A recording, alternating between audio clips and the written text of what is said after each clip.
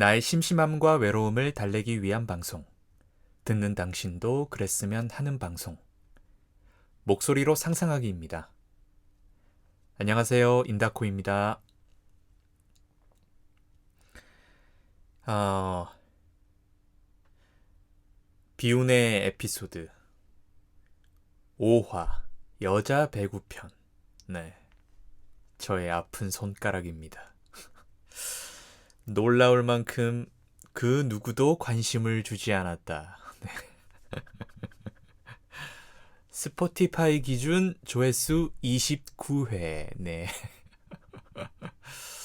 그렇습니다. 예, 제가 배구를 좋아하고 특히나 또 여자 배구 리그를 챙겨보는 사람이기 때문에 예, 배구에 애정이 좀 있습니다. 예, 그래서 에피소드 5화를 그 당시 이제 국가대표 경기 직관을 간 것을 이제 후일담으로 좀 풀어서 방송을 올렸는데 놀라울 만큼 그 누구도 관심을 보이지 않았다. 예, 그렇습니다. 네. 하지만 굴하지 않지. 굴할 수 없어. 다시 한번 네, 오늘 에피소드 제목에서 보셨다시피 배구 좋아하세요? I am 배구인 편을 한번 해보겠습니다. 저는 저 예전 그 배구 에피에서 얘기를 한번 했는지 모르겠는데, 저는 여자 배구를 즐겨보는 팬이기도 하고, 실제로 배구를 하기도 합니다. 하기라기보다는 과거형이 맞겠네요. 했었습니다. 네. 정확히 말하자면, 배구 레슨을 받았었고요. 동호회에 가입을 할 기회가 있었으나 아쉽게도 그때 뭐 어떤 저의 사정에 의해서 이렇게 흐지부지 돼서 동호회 활동까지는 해보지는 못했고, 배구를 어떻게 보면 정식으로 예, 그 프로 출신의 그 코치님께 예, 단체 수업을 받았던 경험이 있습니다. 그래서 제목에 I am 배구인. 내가 바로 배구인. 그렇게 제목에 썼습니다. 당당하죠? 그렇습니다. 예. 어, 배구 배우다가 그만둔 지는 좀 됐어요. 1년 넘었고, 2021년, 2년 전 9월부터 배구 레슨을 시작해서 2022년 작년 6월까지 레슨을 받았습니다. 합해보니까 총 한 10개월 정도 되더라고요. 대략 한 1년 가까이 배구를 배웠습니다. 네. 여러분 배구 좋아하시나요? 이 배구가 저는 팬이지만 이게 사실은 뭐라 해야 될까? 그렇게 인기 종목은 아닌 건 확실한 것 같고요. 그죠? 축구나 야구, 그죠? 두 가지가 제일 한국에서, 그리고 세계적으로도, 그죠? 제일 유명한 스포츠인 것 같고, 미국은 또 NBA나 농구 유명한데, 농구는 예전에, 이제 저는 이제 그 예전에 그 세대거든요. 그 연세대 고려대 이제 농구 대잔치. 제가 어렸을 때. 제가 그걸 봤던 세대고 농구 대잔치부터 이제 프로리그 뭐 이렇게 아시는 분 아시겠지만 뭐 유명한 분들 계시죠. 저도 이제 오래돼서 기억이 안 나네요. 그 맥도웰, 뭐 추승균 뭐 이런 분들. 이상민, 우지원, 현주엽, 뭐 서장훈 그 연세대 고려대 출신들이 이제 졸업해서 프로리그 오고 문경은 예, 그죠. 그 세대 때. 그렇게 한국에서도 농구 프로리그가 엄청 인기가 있었던 그 시절이 있었습니다. 90년대와 2000년 초반부터 인기가 있었나요? 아무튼 그 때가 있었는데 그때 이후로 사실은 이제 농구 프로 농구 리그는 인기가 많이 죽었죠. 남자든 여자든 많이 죽었고 배구도 한참 핫할 때가 있었죠. 예전에 저 이제 배구를 어렸을 때는 즐겨보지 않았는데 기억나는 거는 뭐 신진식 선수, 그다음에 김세진, 그다음에 임도원 선수, 뭐 그때 얼핏 기억이 나네요. 저 즐겨보진 않았지만, 예. 그 어릴 때는 제가 이렇게 배구를 배우게 되리라고는 꿈도 못 꿨습니다. 정말. 아무튼 각설하고 배구가 그렇게 엄청난 인기 종목은 아닌 건 확실한 것 같습니다. 근데 최근에 여자 배구는 어마어마하게 인기가 다시 올라갔죠. 그 이유가 뭐다? 여러분 아십니까? 아마 배구에 대해서는 잘 몰라도 이 사람은 다들 아시겠죠. 바로 식빵 언니 김연경 선수. 네, 그죠. 정말 멋있죠. 네, 정말 대단한 불세출에, 그죠? 다시 그 이 세상에 나올 수 없는 존재로 볼 수 있는 그런 불세출의 배구 선수죠. 세계적인 레전드, 배구계 메시. 김연경 선수의 어떤 어마어마한 인기로 지금 여자 배구가 대단한 인기를 끌고 있죠. 저는 김연경 선수 인기 있을 때 조금 전에 들어갔다라는 표현보다는 배구를 보기 시작했던 것 같아요. 여자 배구를. 저는 이제 회사 동료분이 이제 아주 배구 덕후신데 이렇게 영향을 받아서 보기 시작했고, 그리고 보고 나서 그 다음 해였나? 그때 이제 김연경 선수가 터키 리그에서 국내 리그 돌아와서 이제 국내 리그 뛰기 시작하면서 이게 더 막 핫해졌던 그 기억이 나네요. 아무튼 그래서 배구가 되게 비인기 종목이지만 김연경 선수 때문에 특히나 뭐 남자 프로리그 배구 리그는 제가 안 봐서 잘 모르겠고요. 그 여자 리그는 정말 대단한 인기를 지금 끌고 있다. 그래서 여러분들께 추천을 드리고 싶다. 꼭 간단하게 말씀을 드리겠습니다. 제가 레슨을 어떻게 이제 받게 됐나, 왜 배우게 되었나에 대해서부터 먼저 말씀을 드리자면, 배구를 배우겠다고 먹은 가장 큰 이유는 바로 2020 도쿄올림픽 여자 배구 경기 때문이었습니다. 네, 여러분 기억하시는지 모르겠는데 여러분 그때 기억하시나요? 보셨던 분들은. 네, 정말 가슴 뭉클했던, 눈물을 흘렸던, 네. 김연경, 박정아. 그때 한일전부터 정말 대단하였죠. 그때 정말 그렇습니다. 기억하실지 모르겠는데 그때 한참 코로나 때였잖아요. 그래서 2020년에 도쿄올림픽이 개최되지 못했어요. 못하고 1년 뒤에 2021년에 개최가 됐죠. 그래서 공식 명칭은 2020 도쿄올림픽이지만 개최는 2021년에 했습니다. 그래서 그때 이제 김연경 선수의 라스트 댄스라고 불렀던 이제 국가대표로서의 마지막, 국가대표로 뛰는 마지막 이제 국제 경기였죠. 도쿄올림픽이.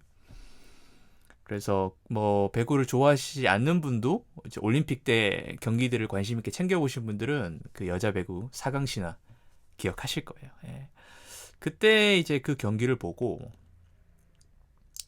제 마음속에 배구 뽕이 가득 차올랐죠.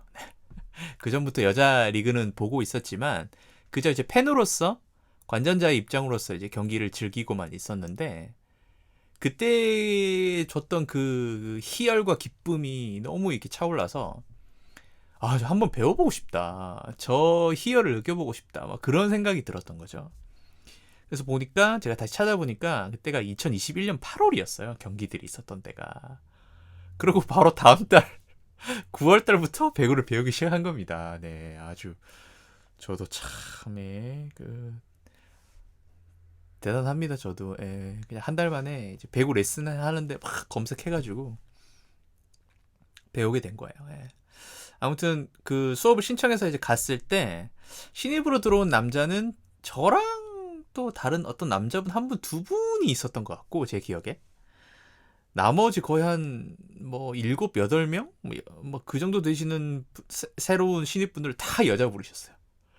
딱 봐도 느낌이 오죠. 그러니까 여자 도쿄올림픽 여자 배구가 그 이제 큰 이제 그 성적을 거두면서 인기가 이제 어마어마하게 치솟았다는 느낌이 딱 들었던 거죠, 진짜. 그래서 다들 이제 나도 배워보고 싶어 이렇게 하면서 이제 오신 거죠. 네. 그때 아마 배구 레슨 하시는 그 코치님들 여러 학원들 아마 되게 성수기를 누렸을 것 같아요. 그리고 그때 이후로도 쭉 지금 제 생각에는 여자 배구 인기가 그렇게 줄어들지 않고 쭉 있거든요. 그 여전히 아주 그 여자 배구 그때 그 국대 경기 이후로 아주 큰 덕을 보고 계시지 않으실까 싶습니다. 네. 실제로 제가 동호회를 뛰진 않았지만 그 배구 동호회들이 역사가 오래된 동호회들이 꽤 많은 걸로 알고 있어요. 대단한 인기가 있진 않지만 뭔가 한 번 시작하면 굉장히 거기 그 배구라는 스포츠는 그 아주 딥하게 깊게 오래 이렇게 즐길 수 있는 스포츠인 것 같아요.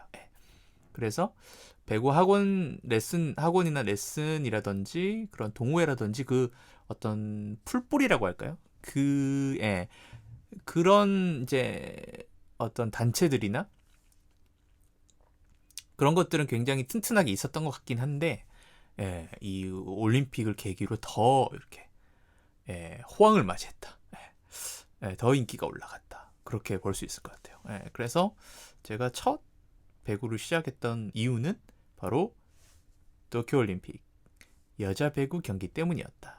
그리고 김연경 선수 또 우리 태극 전사들 때문이었다라고 말씀을 드릴 수 있겠습니다. 그리고 이제 이 배구가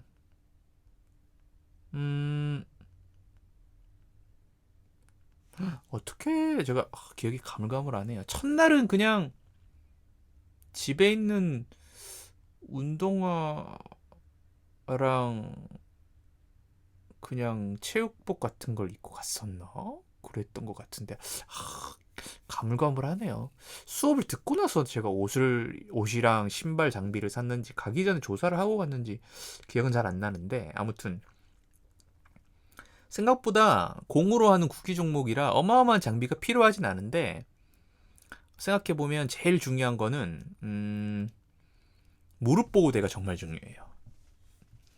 그 처음에 이제 초보로 이제 기초를 배우러 가는데도 불구하고 굉장히 이렇게 몸을 날리거나 뛰거나 바닥에 주저앉거나 그래서 무릎이 부딪힐 일이 많거든요. 그래서 저 아마 처음 배구 시작했을 때 제가 무릎 보호대를 안 사고 했구나. 그러고 나서 제가 멍이 엄청 퍼렇게 들었던 것 같아요.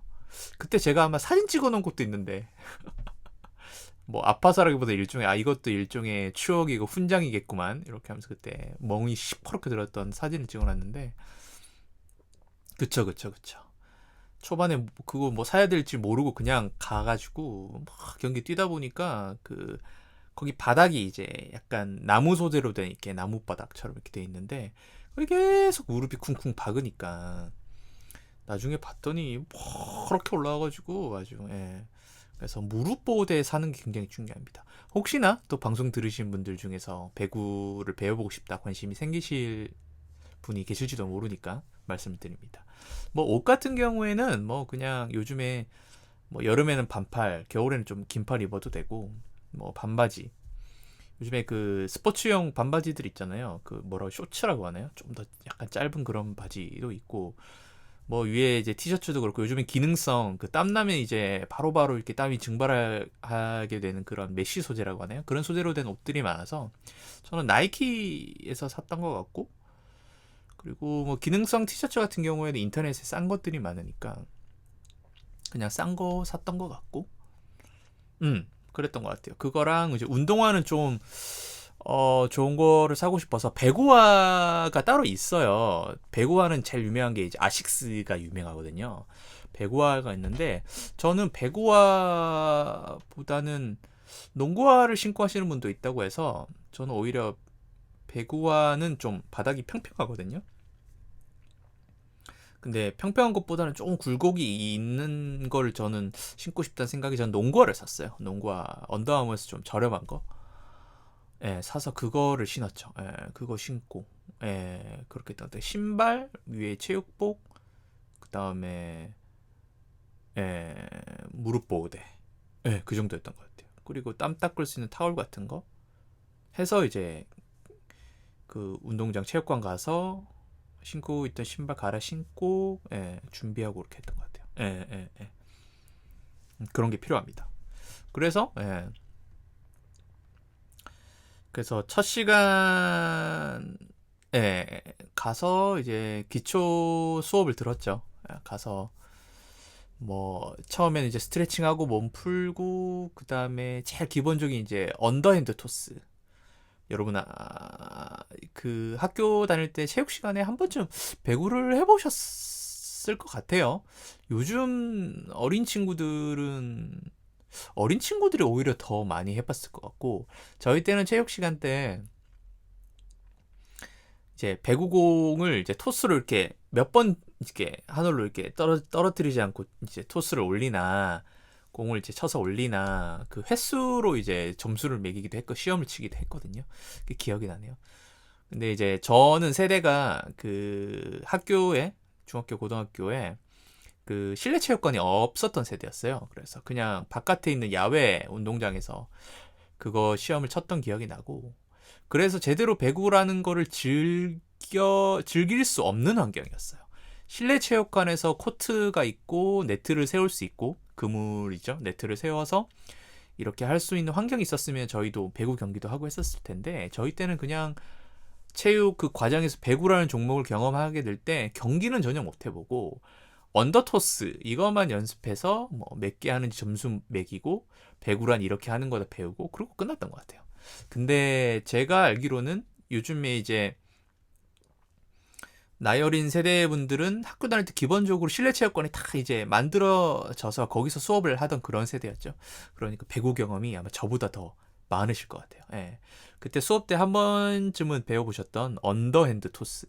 그러니까 팔을 앞으로 뻗어서 두 손을 이렇게 모으죠. 겹쳐서. 그런 다음에 이제 손목과 이제 팔꿈치 요 사이에 있는 그 이제 보통 이제 팔의 전완근이 있는 부위죠. 그 부분으로 이제 공을 튀겨서 이제 올리는 거죠, 위로. 그걸 이제 언더핸드 토스라고 합니다. 그게 제일 기본이에요. 기본. 일단 토스부터 배우거든요. 그래서 그거부터 이제 기초 수업을 들었던 기억이 나요. 예.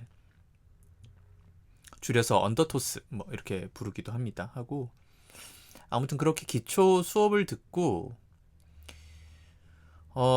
이제 수업이 기초반, 중급반이 이렇게 있거든요. 기초반, 중급반이 이렇게 나눠져 있는데 저는 이제 기초반, 당연히 기초반으로 들었는데 여기서 간단하게 이제 제 자랑을 좀 하겠습니다. 요즘 자기 홍보 시대 아닙니까? 이게 뭐 홍보거리는 아니지만, 예, 저는 초급반 3개월하고 이제 중급반으로 올라갔습니다. 네. 다른 남자분들은 잘 모르겠네요. 그래서 이제 같이 초급반에 들어왔던 이제 여자 이제 저 이제 어떻게 보면 동기분들이죠. 동기분들의 부러움을 샀던. 네, 그래서 저는 갑니다 여러분 이러면서, 그래서 그때 이제 동기분 몇몇 분들이 저도 올라갈 거예요 하면서 이렇게 막 열정이 불타올라 하셨던, 네, 그 기억도 납니다. 예, 그죠. 그래서 근데 3개월 만에 갑자기 선생님이 올라가라고 하셔가지고 제가 예? 그래서 지금 올라가도 되나요? 그래서 저보고 이제 저보고 이제 그 코치님이자 그 레슨 이제 원장 선생님이 계셨는데 그 저한테 형님이라고 부르거든요. 형님. 저보다 나이가 이제 어리셨어요. 그래서 어리시다고 하더라고요. 그래서 형님 이러면서 그러셨는데 형님 올라가셔도 된다고 그래가지고 그래요? 그래서 근데 중국밥 올라가기 너무 무서워. 선배들 너무 무서워. 얼마나 잘하는 거야. 그러면서 그런 생각을 했던 기억이 납니다. 그때 기초반 수업이 이게 수업이 2시간이거든요. 꽤 길죠.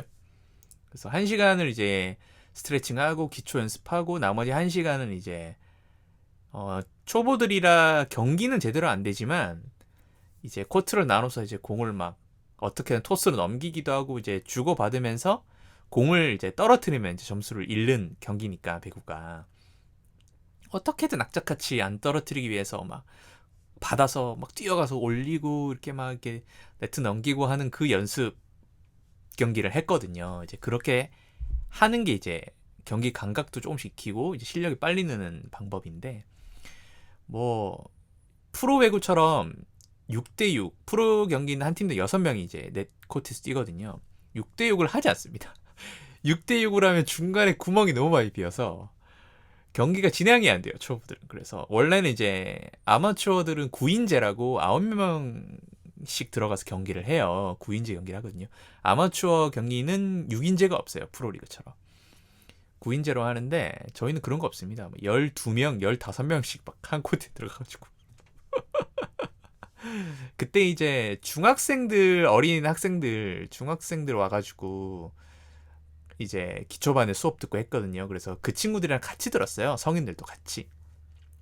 어차피 다 초보니까 그렇게 해서 같이 했던 기억이 나는데 그래서 뭐 우르르 몰려가가지고 하는데도 막 공 떨어지고 그래서 한 2번 넘기면 공이 죽고 이래가지고 근데 생각해보면 그건 또 그거 나름대로 되게 재밌었던 것 같아요. 뭔가 이렇게 주고받는 이제 랠리라고 하는데 랠리는 안 됐지만 랠리가 많이 되는 게 훨씬 재밌거든요. 왜냐면 막 땅으로 떨어질 것도 막 힘겹게 살려서 살려서 넘기고 이런 것들이 주는 엄청난 희열이 있거든요.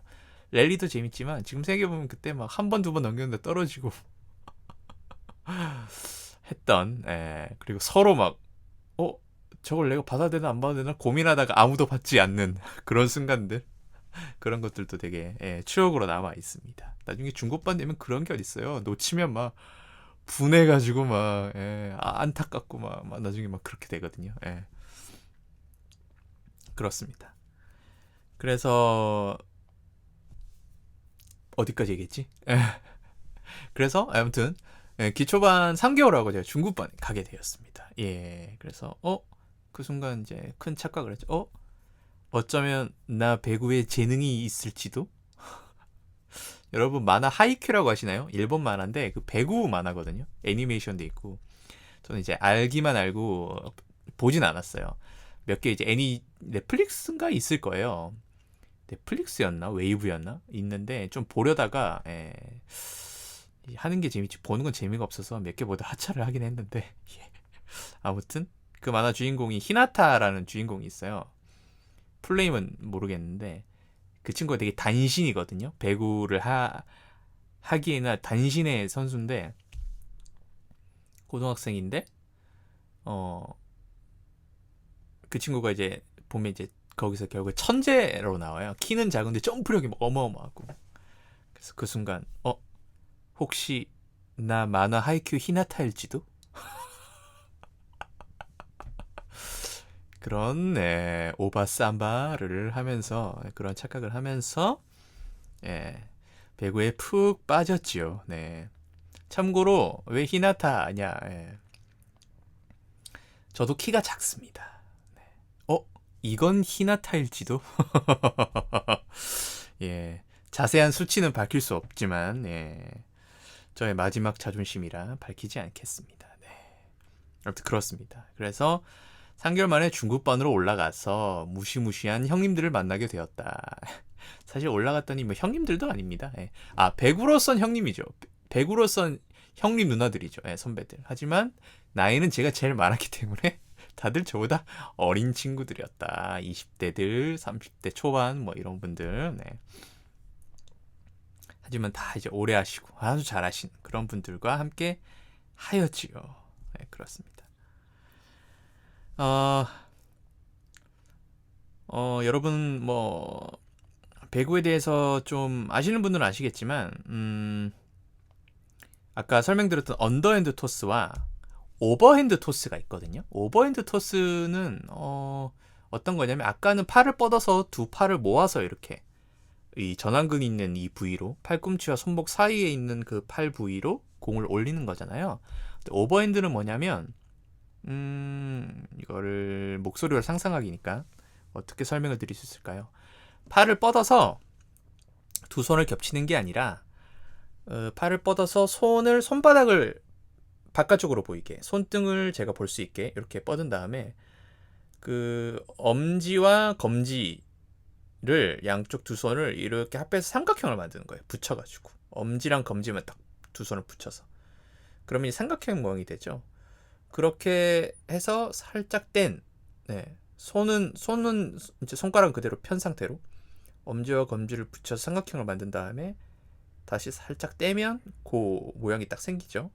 지금 들으시는 분들 할 수 있으면 한번 따라해 보세요. 이제 그 모양으로 그대로 팔을 위로 드는 거예요. 머리 위로. 그러면 제 고개도 위로 올라가고 팔도 위로 올라가죠.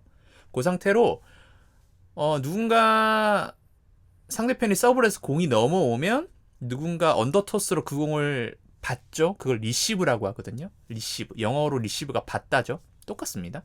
리시브로 공을 받아서 위로 올리면 세터라는 포지션의 선수가 있어요. 포지션 이름이 세터인데 세터의 포지션의 선수가 그 리시브 받아서 올린 공을 쭉 그 공을 보고 따라가서 그 공이 떨어질 위치 아래로 싹 들어가서 좀 전에 말했다시피 오버핸드 토스 자세를 딱 취합니다. 위를 쳐다보고 손 모양을 딱 삼각형 모양을 만들고 그러면 공이 떨어질 때 그 삼각형 모양을 만든 그 손 사이로 공이 싹 들어오게 되죠. 그 순간 공을 잡는 게 아니라 살짝 걸쳤다가 팔을 굽힌 다음에 그 공을 위로 쭉 뻗어줍니다. 팔을 위로 쭉 뻗어준 거죠. 그러면 공도 위로 다시 싹 올라가겠죠. 그걸 이제 똑같은 토스인데 오버핸드 토스라고 하는 거예요. 왜 이렇게 하느냐? 세터가 이렇게 오버핸드 토스를 올리는데 어디로 올리느냐?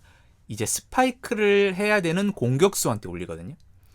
이제 레프트 공격수, 왼쪽에서 하는 공격수 레프트라 부르고 오른쪽에서 하는 선수를 이제 라이트 이렇게 부르는데 지금은 공식 명칭이 좀 바뀌었어요. 예전에는 레프트, 라이트 뭐 이렇게 부르고 세터, 그다음 리베로, 이제 중앙에 이제 센터 이렇게 불렀거든요. 중앙에서 이제 브로킹하고 중앙에서 공격하는 센터 이렇게 불렀는데 요즘은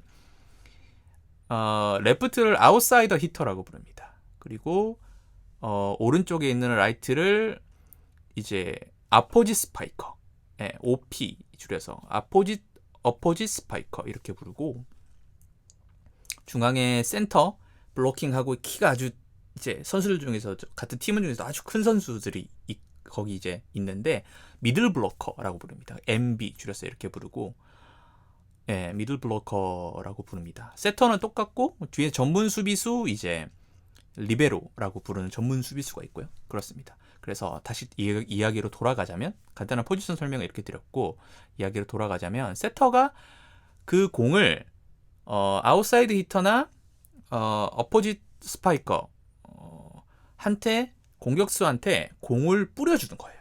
토스를 해주는 거죠. 스파이크를 때리기 좋게 그렇게 올려주면 그 타이밍에 맞게 공격수들이 왼쪽 오른쪽에서 타이밍에 맞춰서 스텝을 밟아서 위로 점프를 하고 그 점프할 때 공이 딱 내려오는 타이밍과 스파이크를 때리는 저 손바닥과 이 타이밍과 위치가 히팅 포인트가 정확하게 딱 맞으면 네트 위에서 상대편 아래로 상대편 코트로 공이 딱 꽂히는 거죠. 그걸 스파이크를 때린다고 합니다. 스파이크. 그렇게 공격이 이루어집니다. 서브가 넘어온다. 선수들이 리시브를 받아서 물론 오버핸드로 리시브를 받을 수 있지만 굉장히 불안정하죠. 오버핸드 두 팔을 탁 모아서 안정적인 자세를 만들어서 공을 위로 올린다. 올린 거를 세터가 달려가서 언더핸드가 아닌 오버핸드 모양으로 손을 만들어서 토스를 올린다. 왜 언더핸드로 올리지 않고 오버핸드로 올리나? 언더핸드로 올릴 수도 있어요. 급한 경우에는 할 수 있는데, 오버핸드, 손 모양을 만들어서 토스를 하는 게 더 정확도가 올라가겠죠. 그죠? 정확도와 힘도 더 받고요. 그죠? 이렇게 팔을 쭉 뻗은 언더핸드 자세에서 이렇게 올리는 것보다 오버핸드 자세를 해서 그 자세를 유지해서 팔을 이렇게 굽혔다가 위쪽으로 쭉 뻗어주는 힘이 더 받겠죠. 그죠? 그래서 힘도 붙고 공의 스피드와 힘도 붙고 그 방향으로도 잘 보낼 수 있고. 토스도 세터가 공격수한테 보내주는 토스도 공에 힘이 붙어야지 그 힘을 또 이용해서 공격수가 스파이크에 또 힘을 보태서 이렇게 공격이 더 강하게 들어갈 수 있거든요. 예, 결국에는 다 이 힘과 에너지를 이용해서 공격의 이제 강함을 만드는 거니까요. 그렇습니다. 그래서 세터가 주로 이제 많이 하는 게 오버핸드 토스입니다. 저는 처음에 이 세터 포지션을 해보고 싶었거든요. 되게 멋있잖아요. 뭐랄까, 뭐 배구를 보다 보면 이제 그런 어떤 얘기들이 있어요. 배구를 할 때 배구는 결국에는 세터 노름이다, 이런 얘기를 하거든요. 그러니까 결국엔 세터가 어떻게 공을 뿌려주고 어떻게 경기를 운영하느냐에 따라서 이기고 지고가 갈린다, 이런 얘기가 있어요. 그러니까 세터가 운영을 잘해야 되거든요. 예를 들어서 블로킹을 하는 상대편 선수들이 어느 위치에 있느냐에 따라서 그 위치를 피해서 공을 보내서 공격을 만들면 훨씬 유리하겠죠. 그죠? 그런 것들을 경기 중에 탁탁탁 순간적으로 판단해서 공을 탁탁 뿌려줄 수 있는, 소위 이제 어떤 야전사령관이라고 불리거든요. 그러니까 아주 중요한 플레이 메이커죠. 플레이 메이커라고 볼 수 있죠. 그런 아주 핵심적인 역할을 세터가 하는데, 처음에는 그게 되게 멋있어 보이는 거예요. 그래서 나도 세터를 해보고 싶다라고 생각을 했는데, 이게 하다 보니까 수비를 하는 맛이 아주 좋더라고요. 그래서 저는 이제 나중에는 수비 전문 포지션의 선수를 리베로라고 부르거든요. 저는 나중에 리베로를 해보고 싶은 생각으로 바뀌게 됐어요. 그래서 제가 일화가 하나 있었는데, 이제 중급반에 가게 되니까 어느 정도 이제 경기다운 경기를 좀 하게 된 거예요. 똑같이 뭐 6대6은 아니고 9인제였지만 이제 상대편의 그 20대에 아주 그 혈기왕성한 그 남자분들의 강스파이크가 빵빵 꽂히고 막 그런 경기가 이제 이루어지게 됐는데, 수비도 이제 다들 이제 어느 정도 잘 하니까 이제 공이 떨어지지 않고 랠리가 여러 번 되는 거죠. 지금 이 말을 하면서도 되게 흥분되네요. 또 경기 가서 또 배워보고 싶고 경기를 해보고 싶네요. 이거 약간 타오릅니다. 불타오릅니다. 아무튼 그때 중급반에 가서 이제 상대편과 경기를 하게 됐는데, 그때 어떤 분이 강스파이크를 팍 때렸어요. 근데 그 공이 이제 저한테 날아온 거죠. 그 순간 제가 그 공을 이제 언더핸드 토스 자세로 이렇게 탁 받아냈거든요. 그때 그 순간 이제 몸에 전율이 확 이렇게 올라오는 거예요. 그래서 제가 그렇게 강한 공을 제대로 딱 멋있게 받은 그 느낌을 처음 느껴본 순간이었거든요.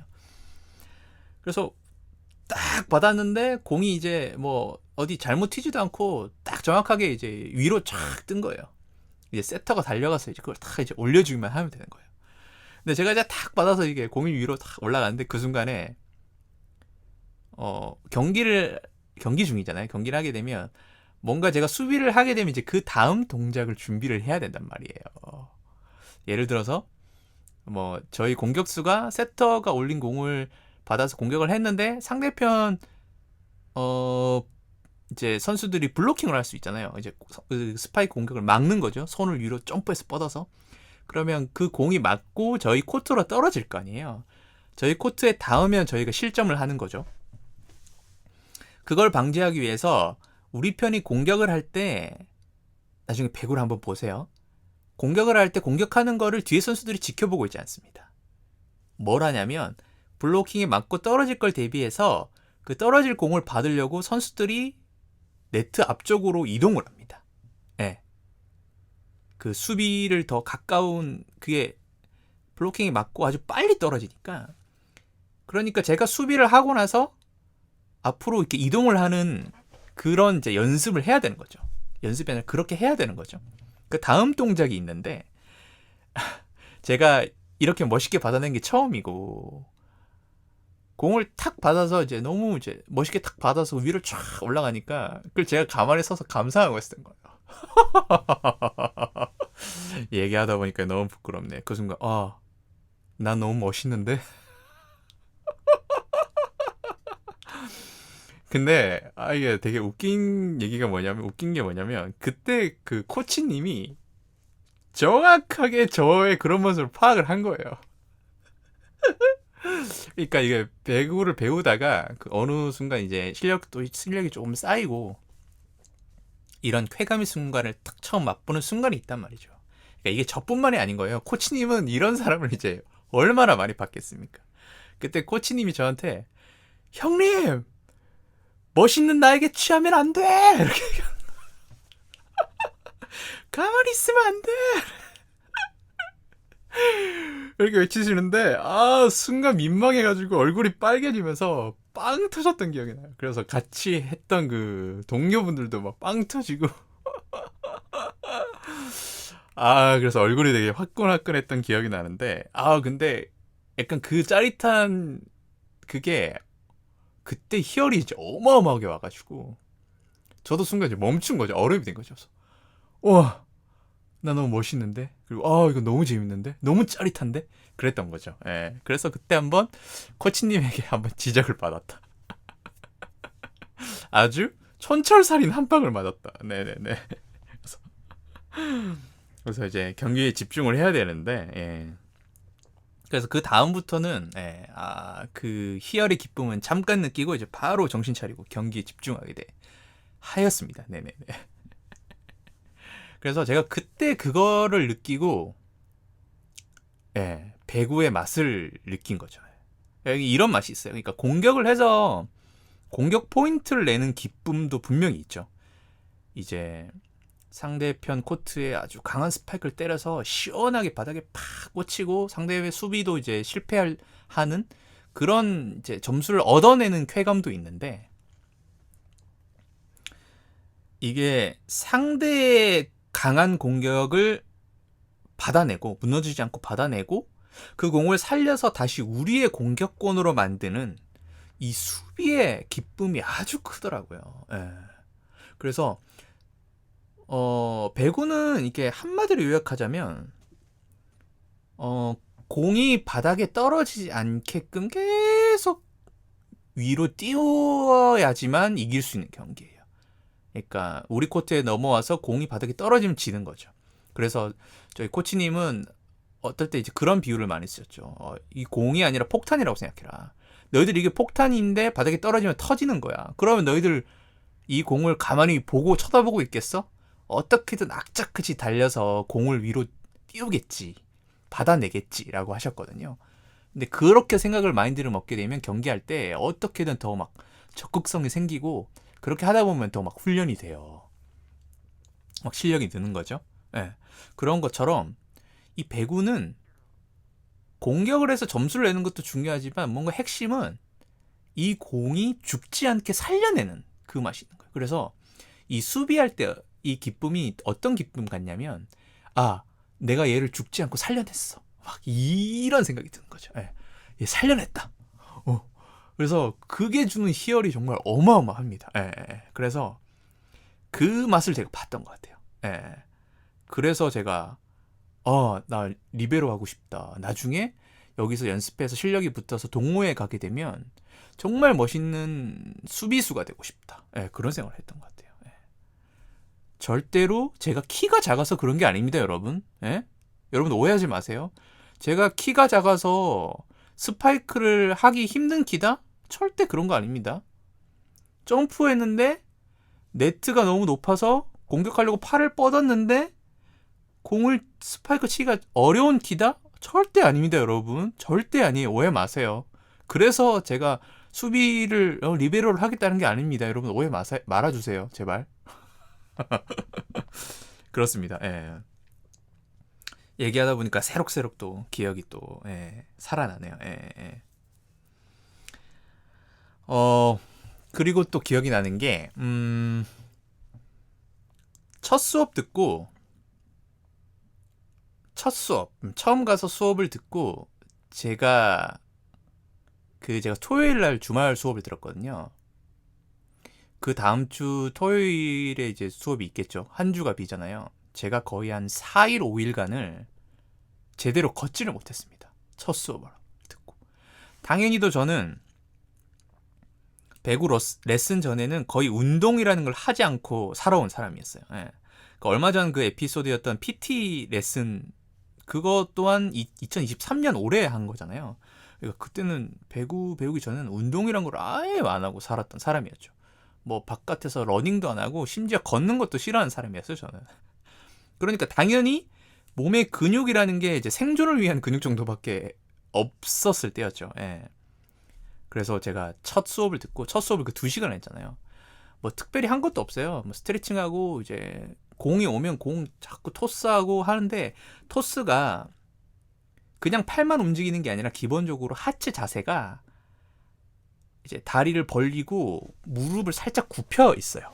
그러니까 소위 이제 거의 스쿼트를 할 만큼의 깊게 앉진 않지만 그렇게 하체에 계속 무게가 실리는 스쿼트 하기 바로 전에 살짝 구부린 그 상태로 2시간을 하니까 운동을 한 번도 안 하던 애가 그걸 하니까 하체 근육을 어마어마하게 쓴 거죠. 그래서 근육통이 와서 제가 정말 4일간 제대로 걷지를 못했고 그때 회사를 어떻게 가는지 모르겠어요.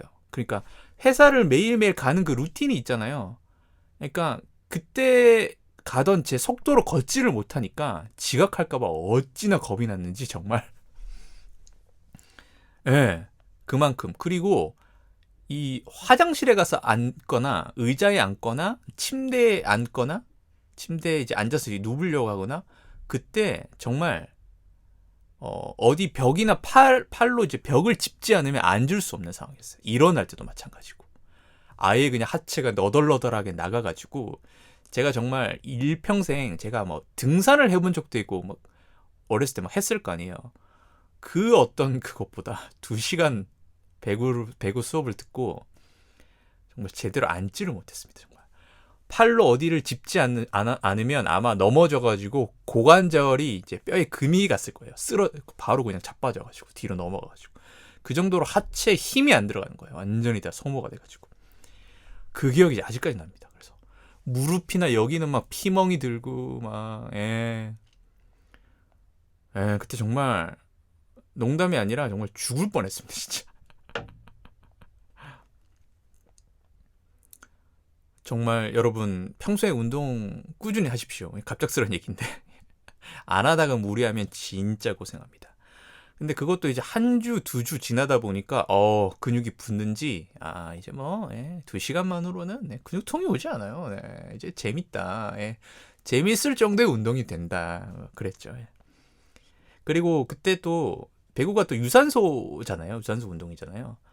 그때 근데 이제 근육은 붙어서 괜찮은데 그때 또 코로나 때였잖아요. 그래서 마스크를 끼고 운동을 해야만 하는 상황이었거든요. 그때는 뭐 몇 인 이상 모이지 못하게 하고 뭐 집합 금지 뭐 이런 것들도 있었잖아요. 여러분 기억하시죠? 저희 불과 몇 년 전까지 코로나를 겪었던 사람들입니다. 기억하시죠? 이제는 마스크를 벗고 다니지만 마스크를 끼고 2시간을 운동하는 게 정말 사람이 저는 그때 산소도 산소지만 이산화탄소도 많이 마셔서 그런지 그때 참 많이 늙지 않았나. 아니야, 노화야, 그냥 나이가 든 거야. 예, 이렇게 자문자답 해봅니다. 아무튼 그래서 2시간 그 숨찬 게 너무 힘들었던 것 같아요. 마스크 끼고 하는 거. 예, 아무튼 그렇습니다. 그리고 진짜 말하다 보니까 생각이 나는 게, 마스크를 벗고 배구를 제가 해본 적이 없네요. 생각해보니까. 야, 이거 갑자기 너무 아쉬운데요?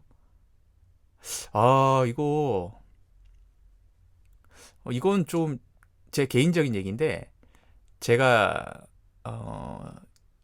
이사를 가게 됐어요. 지금 사는 집을 떠나서 이사를 드디어, 8년 만에 이사를 가게 됐습니다. 예, 그래서 지금보다 좀 더 넓고 좀 더 깨끗한 곳으로 가게 되는데, 그때 이사 가고 나서 좀 자리가 잡히면 근처에 동호회, 배구 동호회 있는지 좀 찾아봐야 되겠어요. 갑자기 얘기하다 보니까 다시 뭔가 열정이 막 끌어오르려고 합니다. 예. 마스크를 벗고 정말 이렇게 편하게 숨을 쉬면서 배구를 해보고 싶다는 욕심이 막 생기네요, 갑자기. 예, 그렇습니다. 예, 예, 예. 그래서 여러분, 저의 이 배구 얘기에 또 배구를 되게 하고 싶어지는, 관심이 생기는 분들, 청취자분들이 계시지 않을까 나름 바라봅니다. 네. 뭐 직접 하시지는 못하시더라도 이 배구라는 어떤 매력에 한번 빠져보세요. 예. 배구, 특히나 남자 배구도 괜찮고 여자 배구, 제가 좋아하는 여자 배구를 같이 보셔도 괜찮고, 여자 배구 리그를 지금 이제 이게 겨울 스포츠라 한창 하고 있는 중이거든요. 이제 2라운드에 들어갔고, 1라운드 끝나고 이제 2라운드에 들어갔고, 평일은 월요일 빼고 화요일부터 금요일까지 저녁 7시 되면, 여자 배구는 저녁 7시 되면 네이버 들어가면, 네이버 스포츠 들어가서 물론 TV에서 스포츠 채널로 보셔도 되고, 저는 TV가 없어서 컴퓨터로 이제 7시 되면 네이버에 들어가서 이제 라이브로 보거든요. 라이브 보실 수 있어요. 그리고 토요일은 토요일, 일요일은 주로 4시 경기일 겁니다. 예, 오후 4시에 하고, 어떨 때는 2시 반으로 편성이 될 때도 있긴 하더라고요. 그렇고, 월요일 빼고는 화요일부터 일요일까지 6일을 이제 배구를 해주거든요.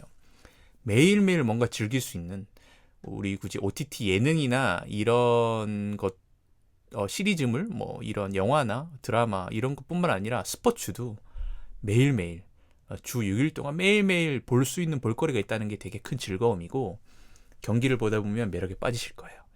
저는 직관도 가거든요. 저는 서울에 살아서 서울 장충체육관에 제가 응원하는 페퍼저축은행이라는 신생팀이 있어요. 이제 3년 차? 이제 4년 차 됐나? 예. 신생팀을 저는 응원하게 됐는데, 예, 그 팀이 이제 서울 장충체육관에 오면, 장충체육관 홈인팀이 GS칼텍스라는 팀이거든요. 그 팀과 경기를 하게 될 때 보러 갑니다. 예, 자주는 아니지만 이왕이면 꼭 가려고 좀 하는 편이고, 예, 그렇습니다. 배구가 정말 제가 하고 싶은 얘기가 많았나 보네요. 벌써 시간이 50분을 다 해가는데, 이게 1시간이 넘어가면 팟캐가 잘 올라가질 않는 것 같더라고요. 예. 그래서 이만 슬 이제 얘기를 마무리를 해야 될 것 같은데, 아무튼 여러분, 배구를 직접 즐기지 않으시더라도 리그 보시면서 배구 매력에 빠져보세요. 빠지시면 직관도 가시고, 티켓값이 그렇게 엄청 비싸진 않거든요. 아마 영화값보다 쌀 거예요. 한 12,000원? 아닌가? 12,000, 3,000원 정도 했던 것 같은데. 직관도 가셔서 거기서 막 소리 지르고 응원하시고, 그런 거면 스트레스도 풀리거든요. 예. 그럴 기회를 가지셨으면 좋겠습니다. 이거 외에 뭐 배구할 때 저는 안경을 쓰거든요. 그래서 이 안경제비의 서러움, 이런 것들도 좀 얘기를 하고 싶었는데, 이거는 또 다음에 기회가 있을 때 또 할 수 있게 되겠죠. 아니면 좀 고민해보고 다음 주에 배구 특집이라기보다 배구 2탄으로도 찾아올 수 있으면 한번 찾아와 보도록 하겠습니다.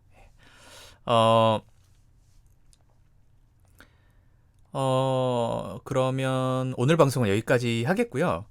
끝인사 전에 간단 홍보를 좀 하겠습니다. 제 방송이 주로 스포티파이와 애플 팟캐스트에서 많이들 들으시는 걸로 알고 있어요. 근데 제 팟캐스트를 유튜브와 네이버 오디오 클립, 팟빵에서도 청취가 가능하십니다. 이걸 자주 얘기를 안 드려서 혹시나 이게 더 편하시는 분들은 이걸로 들으시면 좋으실 것 같아서 말씀드려요. 유튜브에서 목소리로 상상하기 검색하시면 인다코라는 이름의 채널이 뜹니다. 많이들 팔로우 해주시고요. 네이버 오디오 클립과 팟빵에서 역시 목소리로 상상하기로 검색하시면 됩니다. 뭐가 다르냐고요? 다르죠. 차이점이 있습니다. 스포티파이랑 애플 팟캐는 제 방송에 배경음악이 깔린 버전이고요. BGM이 깔려 있고 그 외에 세 가지 플랫폼에는 배경음이 없습니다. 그러니까 보통 우리 일반 다른 팟캐스트 방송처럼 그저 제 목소리로만 이루어져 있어요. 그래서 뭐 조금 심심하게 느껴질 수도 있지만 오히려 더 차분하게 또 느껴질 수도 있고 그런 장단점이 있는 것 같아요. 그래서 오히려 뒤에 좀 음악 깔리는 게 좀 정신없어, 집중이 안 돼, 난 조용히 듣고 싶어 하시는 분들은 이왕이면 유튜브를 좀 팔로우도 좀 해주시고 들으시면 더 조용하게 들으실 수 있을 것 같아요. 그래서 선호하시는 스타일로 골라 들으시면 될 것 같습니다. 그리고 하나 더, 여전히 사연 메일 받고 있습니다. 네, 사연 이메일, 사연을 받고 있습니다. 메일 주소 불러드릴게요. voice.meijun78@gmail.com 한자 읽어드릴게요. voice.meijune78@gmail.com 입니다.